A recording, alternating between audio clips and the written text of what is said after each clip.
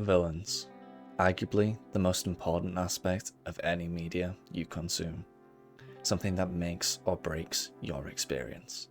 Characters we've fallen in love with and remembered years after. Feelings we've felt so many times, all because of a villain. Now everybody loves a good hero, but everybody remembers a good villain.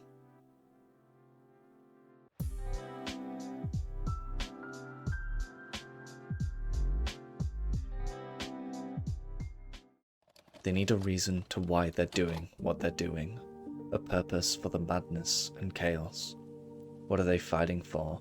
Or who are they fighting for? Do the ends justify the means? Is their motive good or bad? I'd say the best villains lie somewhere in the middle, doing bad things for a good outcome, or at least an outcome they perceive to be good. But can we, as the consumer, understand their motive? Can we see ourselves reasoning with them as to why they're doing this? Could we understand that maybe, just maybe, all the loss, the chaos, the fighting, that might be for a good reason? A truly good villain makes you understand this, oftentimes bringing you on side, making it so much harder, knowing that ultimately they are destined to lose, that in the end what they're fighting for doesn't matter.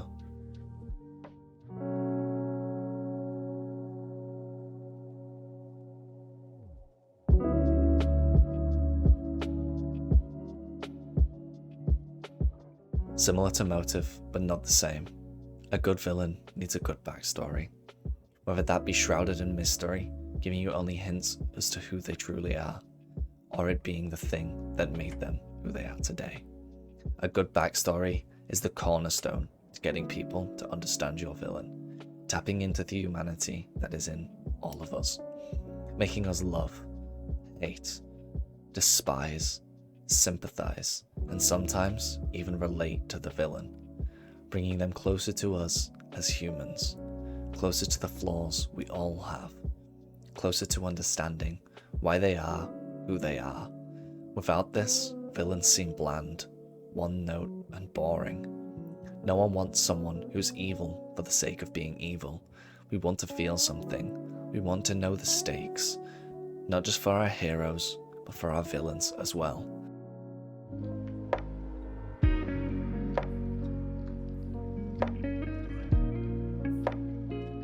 If you look back over the years, you'll often find the villains we love are the ones who aren't just villains because that's who they were designed to be, but villains because they had a reason to be. They weren't just evil, but they had depth, they had personality. They can be brave, grieving, charismatic, comedic, likable, and sometimes even heroic. This doesn't take away from the things they've done or the things they will do. This brings them to life. This brings us closer to seeing them as people, and not just for a thing for our hero to overcome. There's one example of this that I believe shines above the rest, one character that many companies, including the one that originally designed them, have tried to recreate and failed. One character that made so many of us realize that villains in video games aren't just evil man number one who wants to kill us and rule the world, but they're people. They're in depth, they have their reasons. You can grow to like them.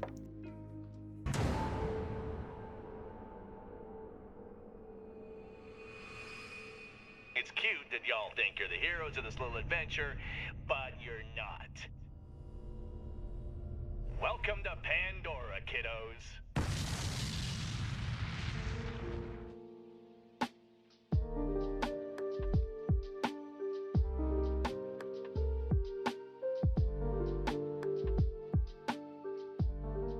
As a character, Jack has it all, a carefully crafted mastermind with his witty comments and fun-loving attitude.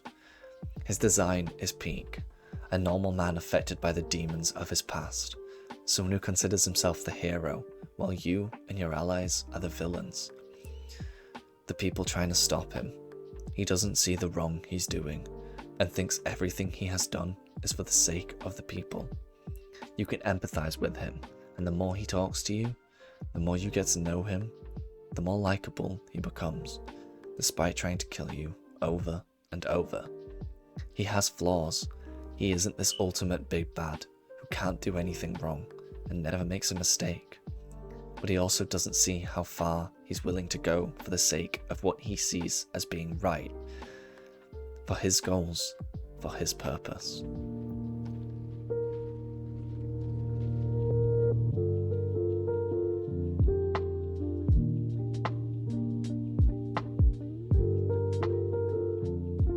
Jack's whole motivation for this game is to control the planet you're playing on, to control Pandora.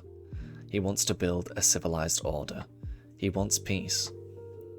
But he wants it in his own way, willing to do whatever it takes to achieve it, lying, manipulating, fighting, and killing, all in the pursuit of power. He doesn't see these as wrong. He sees these as a means to an end. Something he's doing because no one else is willing to. Bad deeds for a greater cause.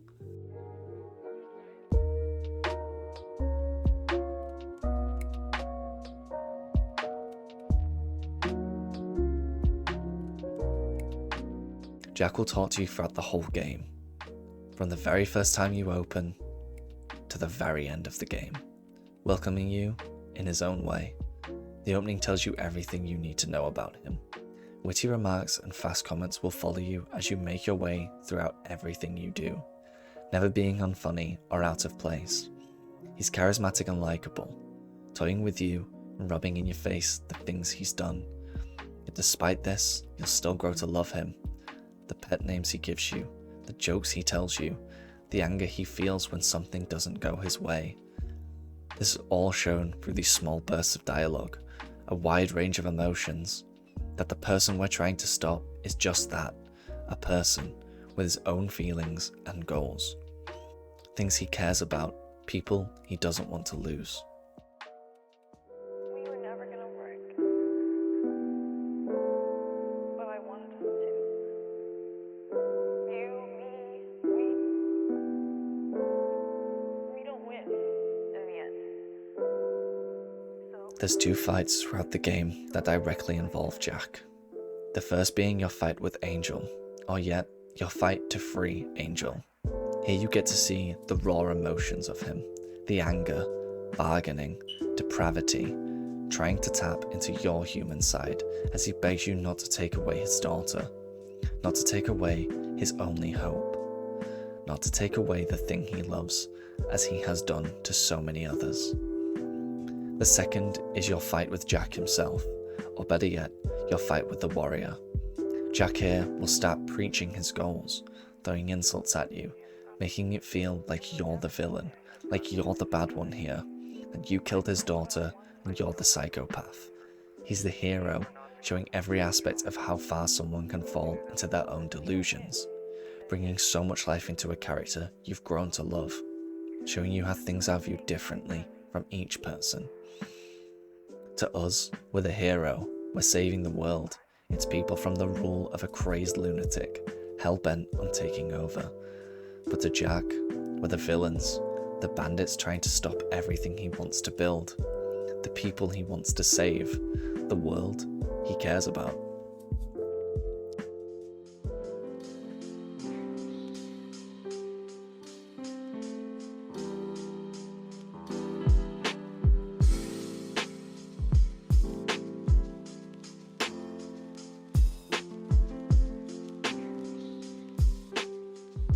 I believe Jack to be one of the greatest written villains of our time. Someone who you truly grow to love despite the things he's done. His goals being honourable despite the true motive behind them. Character driven by his own delusion and self-righteousness. To right the world's wrongs and remove everything he considers to be a threat. A character you can see has flaws. A character you can see has heart. Someone who you can ultimately relate to in one way or another. Broken, beaten, sick of the world taking everything from him. So he decided to take it back, giving us a true understanding of why so many people love this villain, why I consider him to truly be a perfect character.